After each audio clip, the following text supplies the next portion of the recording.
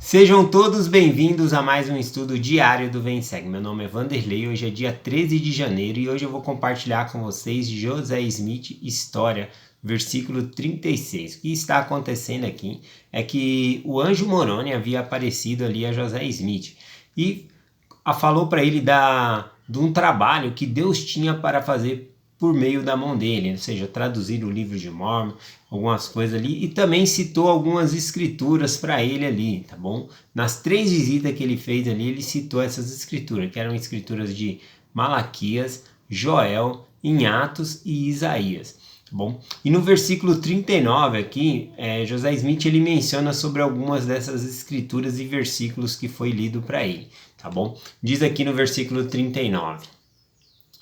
E depois de dizer-me essas coisas, começou a citar as profecias do Velho Testamento. Primeiro citou parte do 3º capítulo de Malaquias. Citou também o 4º e último capítulo da mesma profecia, embora com pequena variação no modo que aparece na Bíblia, né?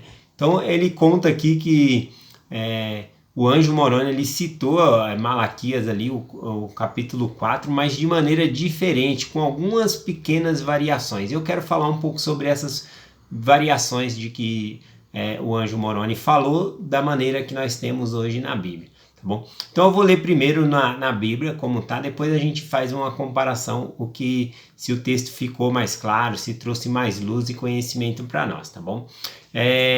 Aqui em Malaquias capítulo 4, no versículo 5, diz o seguinte: Eis que vos envio o profeta Elias, antes que venha o grande e terrível dia do Senhor. Bom, essa é uma profecia muito querida pelos judeus, tá bom? Até hoje eles estão esperando Elias, o profeta, tá bom?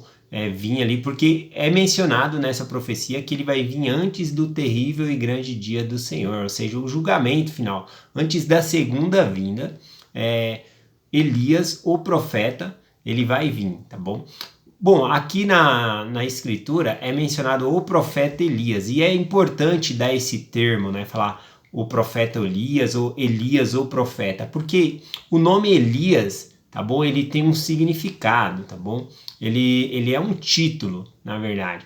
Ele recebe o título de Elias, significa revelador e prepulsor. Tá bom? Prepulsor significa aquele que prepara antes o caminho. Então Elias, o profeta, ele veio preparar a terra antes da segunda vinda de Cristo, tá bom? Então tem que ter uma preparação, e por isso que quando fala aqui Elias, o profeta, está se referindo ao mesmo Elias, tá bom, do Velho Testamento. Conforme eu falei, Elias é um título. Nós tivemos outros Elias também no Novo Testamento. Por exemplo, Gabriel, ele foi considerado um Elias. Eu estou deixando na descrição do meu vídeo aqui essas anotações para quem quiser olhar lá na referência da escritura. Também João o Revelador, né? João o Amado, que escreveu o Apocalipse, também ele foi um Elias. E o Elias mais conhecido no Novo Testamento, que todo mundo conhece, né, é João Batista. Então o nome era João Batista dele, mas ele recebeu esse título de Elias como Elias porque significa preparador, um prepulsor, e João Batista ele preparou o caminho do Salvador Jesus Cristo, né, o ministério do Salvador Jesus Cristo, para ele começar ali. Então Elias significa esse propulsor, um preparador. Então muitas vezes nas escrituras, quando você lê ali Elias, o profeta, é para dar menção àquele profeta do Velho Testamento, tá bom? Aquele profeta que não provou a morte, que foi levado ao céu numa carruagem de fogo. Por que fala sobre ele vir e preparar, né, a terra? Porque ao profeta Elias foi dado um poder muito importante, era o poder selador do sacerdócio. Bom, tudo que Elias selasse na terra seria selado no céu. Bom, então ele portava essa chave do sacerdócio. Tanto que ele fez lá não chover em Israel por um período de 3 anos e meio, para que o povo se arrependesse ali de seus pecados. Ele fez chover fogo do céu, ele trouxe um rapaz de volta à vida.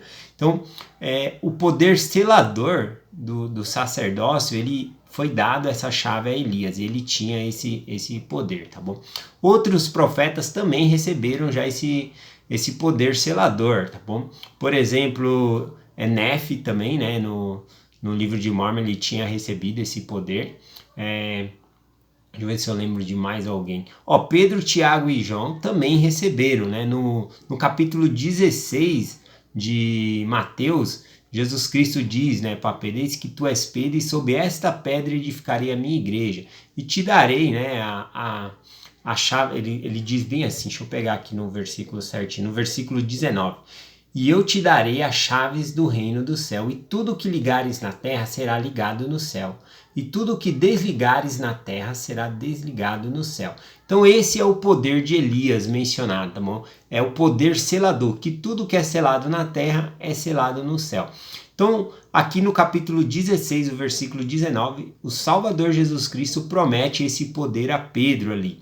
Né? E quando que Pedro ele recebe isso? Quando no capítulo 17 de Mateus, a gente vê quando Jesus Cristo ele é transfigurado, ele vai até um monte com Pedro, Tiago e João ali, ele se transfigura diante deles ali, e aí aparecem ali para eles Elias e também aparece Elias o profeta e aparece também Moisés ali para conferir chaves a eles, para eles continuar o trabalho na terra ali. Então, o Salvador Jesus Cristo prometeu esse poder selador, e esse poder selador foi dado a Pedro por meio de Elias, porque Elias não havia morrido, né? Ele tinha ido ao céu numa carruagem de fogo. Também Moisés não havia morrido, tá bom? Ele também veio e passou chave importante ali da coligação de Israel a Pedro ali também naquela ocasião. Bom, a Pedro, Tiago e João. Então, por meio deles que eles receberam esse poder selador. Então, quando fala do Elias, o profeta, significa que ele vai vir para preparar com esse poder, tá bom? Então, conforme eu disse, essa é uma profecia de Malaquias aqui que nós lemos, né? Malaquias 4, versículo 5, muito querida pelos os judeus. Até hoje eles estão aguardando o retorno de Elias. Retorno porque ele veio a primeira vez como profeta e foi levado ao céu numa carruagem de fogo. E a profecia diz que ele vai retornar, né? E preparar ali para a segunda vinda de Cristo, né? O dia terrível, né? Do julgamento, todas essas coisas. Então toda a Páscoa judaica, né? Na época festiva ali, a Páscoa judaica não é igual a nossa, que é um dia só, tá bom? É vários dias ali, né? Então o que acontece? Eles deixam a porta aberta na Páscoa e no lugar da mesa tem um lugar que fica reservado na qual ninguém pode sentar, porque é para receber Elias quando ele voltar. Então eles aguardam essa profecia, eles até acertaram a data, né? Que ele viria assim em abril, né, que é a Páscoa judaica. Só que ele veio, Elias, o profeta, ele já veio no dia 3 de abril no templo de Kitra, né, e ele deu novamente essas chaves ali a Oliver Calder e a Joseph Smith.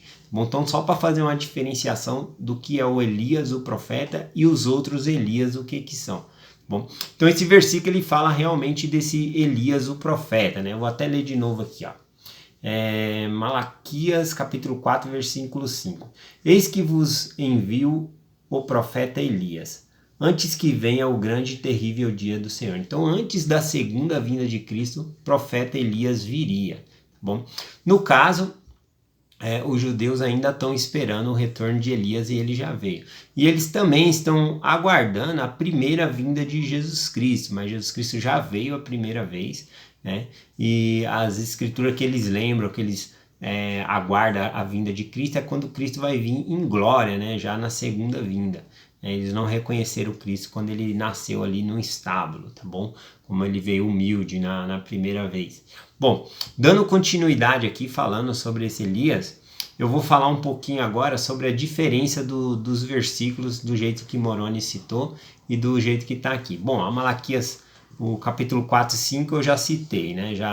Eu já li aqui, que diz: eis que vos envio o profeta Elias antes que venha o grande e terrível dia do Senhor. Já o anjo Moroni, ele citou com algumas palavras a mais aqui. Ele diz assim: eis que vos revelarei o sacerdócio pela mão de Elias o profeta, antes que venha o grande e terrível dia do Senhor.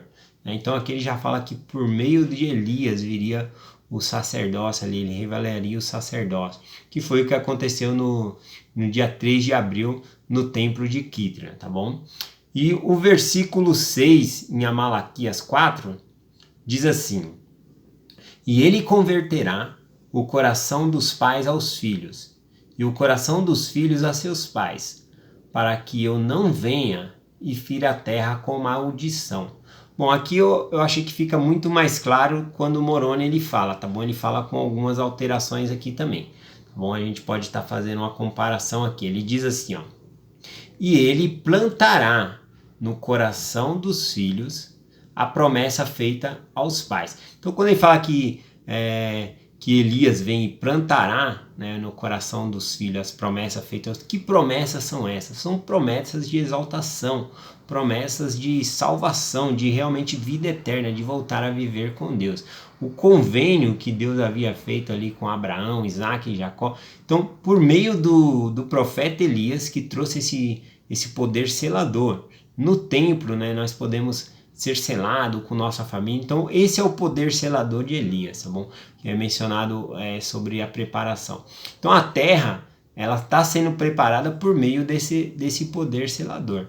Bom, as famílias são seladas, nós fazemos batismo tanto pelas pessoas que estão vivas, pelos falecidos, tá bom? Eu vou continuar aqui o versículo que ele vai explicar um pouquinho melhor sobre isso aqui, tá bom? Então é quando ele fala aqui que ele plantará no coração dos filhos a promessa feita aos pais, está falando dos convênios, as promessas de exaltação.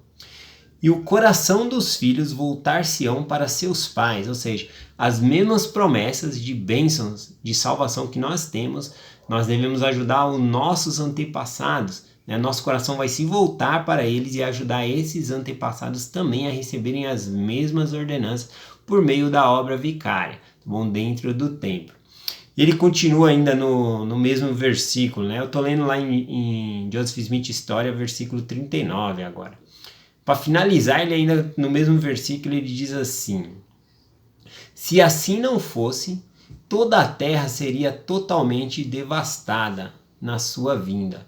Né? Lá em Malaquias diz que para que ele não fira com maldição, né, a terra. Aqui fala que a terra seria devastada. A melhor interpretação dessa palavra devastada aqui seria desperdiçada.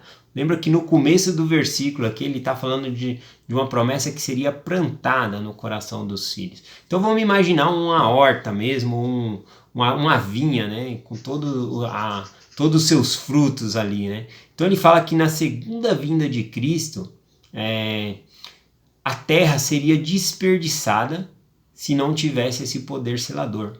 Como nós podemos entender isso? Bom, nós podemos entender que muitas pessoas, né, primeiro que nós não podemos ser salvos sem o batismo, sem as ordenanças do templo. Então nós devemos entender isso. Para ser exaltado, para ter a vida eterna, nós necessitamos das obras, que é os convênios feitos no templo. Então o poder selador, ele faz com que a terra não seja desperdiçada, porque por causa do poder selador nós podemos fazer o trabalho vicário por outras pessoas. Conforme ele falou aqui sobre planta, né? Então, imagina uma vinha muito grande, né? Que aqui a vinha é o mundo, né? Esse campo aqui.